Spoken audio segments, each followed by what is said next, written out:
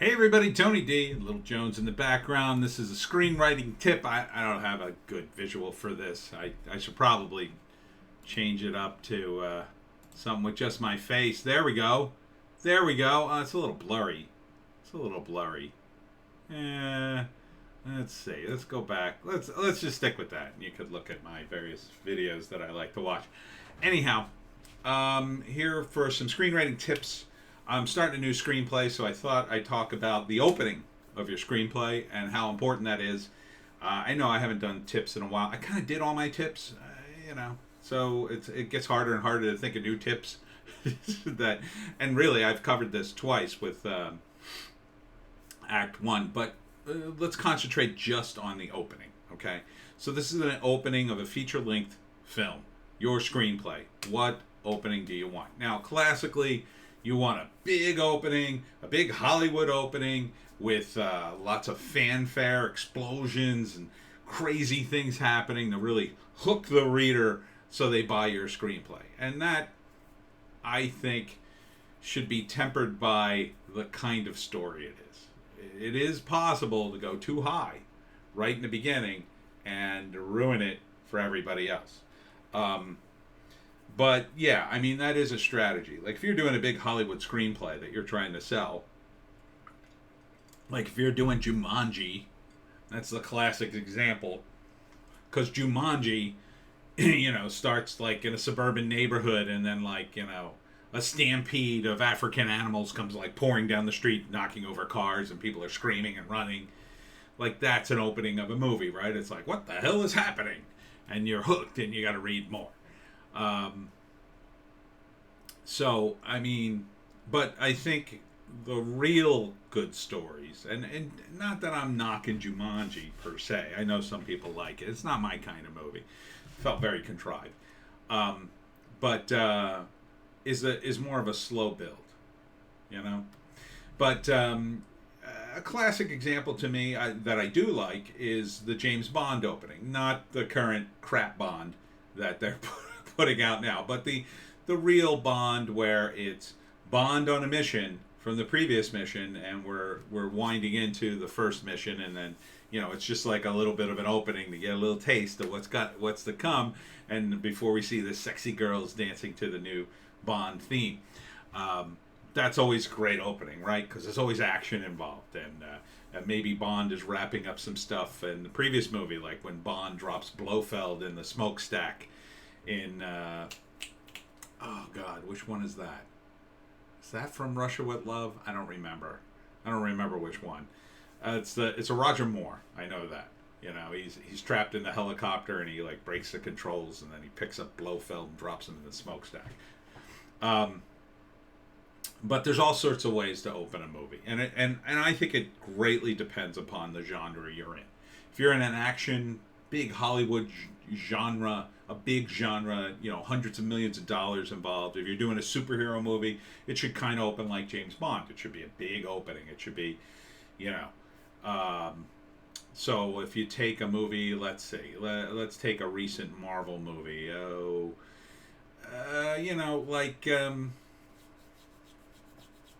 Iron Man. Let's say Iron Man.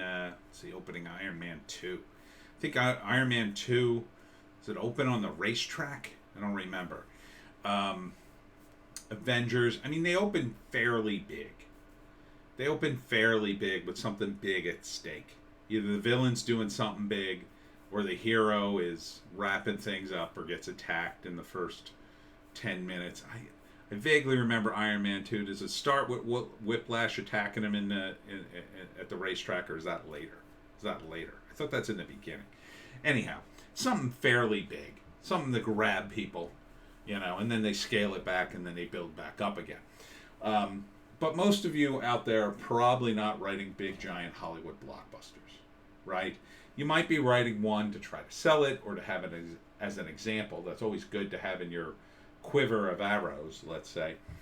But when you get right down to it, you're going to be writing low-budget features if you're going to actually be working as a screenwriter. So, if you're hired to write a low-budget feature, you want to write something that makes sense for that feature. And another classic example is taken from comic books. You start with something like, what's the famous movie where the guy's in the pool? Can't think of it. He's dead, and then he narrates the movie of how he died and got into the pool. Archer did a parody of it. You know, that's what they used to do in comics all the time. It would start with, like, Green Arrow at the door to the Justice League and missiles flying at him and robots attacking him, and then it was like, how did I get here? And it would flash back to a week prior, and it would give you the build up to that, and about halfway through you'd get to that point. And then you'd explain why the robots and the missiles are attacking him, and then halfway through the story he'd undo that and then get to the point, and then it would end on the next cliffhanger. In a movie, you can use that tactic. So you start very big, with a group of people trapped in a house and thousands of aliens or zombies trying to kill them, and it's like, how did I get here? Well, and then it cuts to a month prior, and then we see the build up all the way to this point. A movie like, it didn't start this way, but Shaun of the Dead, you could have written it that way, right? You could have started at the Winchester when the zombies are attacking. They didn't do that, no. And then you could have flashed back to, prior to the zombies, and then showed how they got there. So those are techniques that generally, low budget movies, it's tough to make work because the low budget movies don't have enough money to make those big scenes big enough or to look big enough, right? So you want to start with, relatively low stakes, but something interesting. Something that's about the character, your protagonist. You can do some foreshadowing. Now, typically, I prefer to get to the end of the screenplay and then go back and kind of pepper in my foreshadowing, because by the time I get to the end of the screenplay, I know where I'm going, right? I have the ending, I know how it ends. Now I can go back and I can pepper in some foreshadowing. So then later, when that foreshadowing pays off, people can say, oh, right, that's why he had the wrench, right? And you look very clever, but you actually did it ass backwards. You didn't know you needed the wrench until you got to the end of the story, and then later, you go back and put the wrench just sitting there in the beginning, and someone sees it and goes, oh, I remember seeing the wrench. So it's a technique you can use. Another good way just to start it is just to start with something very mundane, because as long as you build, and as long as people are willing to give a movie a chance, Now, you don't want to go too long with the mundane, but you might start something with something as easy as somebody just doing their laundry, right? They're just doing their laundry. It's the main character doing his laundry, and maybe the clothes that the character wears have some significance, right? So if it's going to be a romance, for instance, he's putting his clothes in the washing machine, and there's a lot of lipstick stains on his shirts, right? So maybe this is a movie about a guy cheating on his wife, or a Lothario who bangs a lot of women.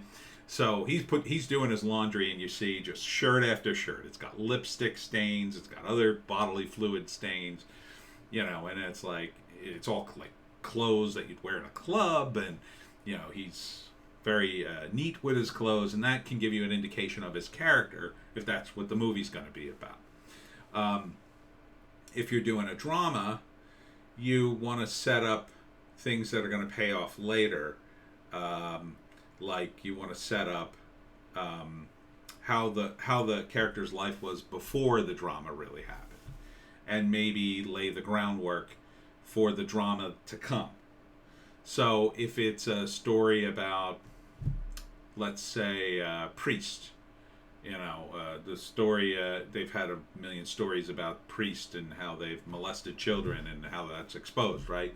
So you might start the story off very somberly in a church with a church ceremony and showing the priest going through the various ceremonies, and that, you want to keeping something in mind for the credits too, especially in the beginning, and that can be a way to sort of set the tone, right? You set the tone. So maybe it's about a priest who, he's the main character, and he is exposing other priests who are into this horrible molestation, but he's he's alone in this, and there's like a conspiracy, right? So you show him doing his priestly duties, and the other priests are, you might have a status change, right? So at first you see this new young priest, and he's making mistakes. He's dropping the holy wafers and spilling holy water everywhere, and then he looks kind of embarrassed, and then later you have this older priest chastising him for screwing up the ceremony a little bit, but thankfully nobody saw, and the congregation really didn't care, and but he cares, and you better not do that again. And then later in the movie there's a status change as he exposes what's happening, and this older priest is like, no, we can't say anything, they'll destroy us, right? And so now it goes, the older priest has the status, and then the status changes later in the movie. So this is the kind of setup you want with, say, a drama, right? So that's a perfect situation. Like, you have this young priest who maybe will be exposing all these other priests later, and in the beginning he screws up, and they have a little bit of, they're used to lording over him. But then later when he exposes them, he's lording over them, and that's a big change. And it shows you what, it also gives them an opportunity to resent him for that, right? So they don't just resent him for exposing them, which of course they did resent him for, but they also resent him because he's just some upstart, right? And that's drama, that's intensity. In a comedy, you're going to have lots of setup for more comedy, right? So let's see. In Animal House, the setup is Dean Wormer, of course, already complaining about Delta House. And he's already ready to go after them. Like, he's already starting the year going after Delta House. That's how bad they are. So, I mean, that's a good setup too, right? Because we know that it's just going to be the Dean versus the frat through the whole friggin' movie.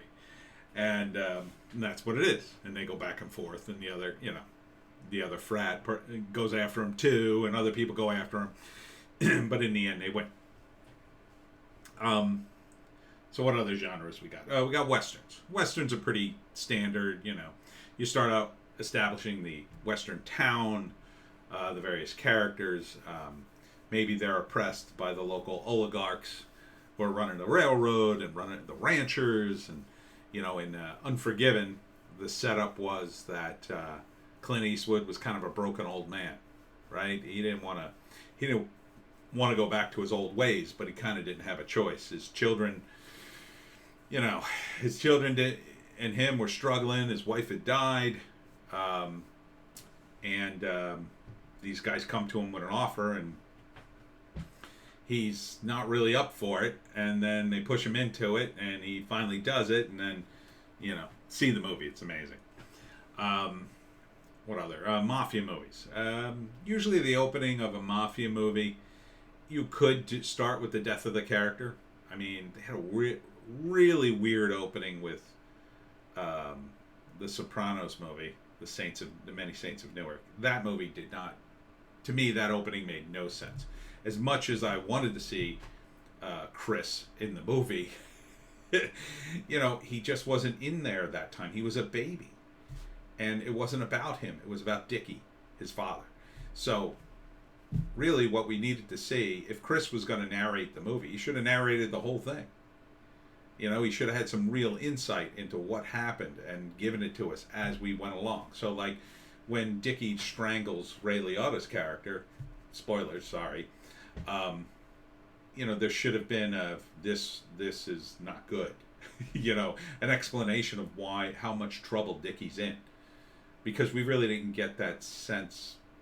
People who know mob movies know it, but not necessarily from just watching the movie would you get just how much trouble he was in. And he seemed to get away with it pretty easily. Normally those guys don't get away with that stuff very easily. Even back then, they just know. And when somebody dies, especially a made guy, they don't rest until they find out who did it. Unless they didn't like the guy to begin with. My sense was they liked Ray Liotta's character and they didn't want him to die. So, anywho, So the opening for The Sopranos, I wouldn't have gone with that, but an opening for a mob movie would be a murder. That's a solid opening. Depending on where you're going, if you're doing the drama, you know, you might start with a family event, something epic, like in The Godfather. You might start with a wedding or a, christening or something like that.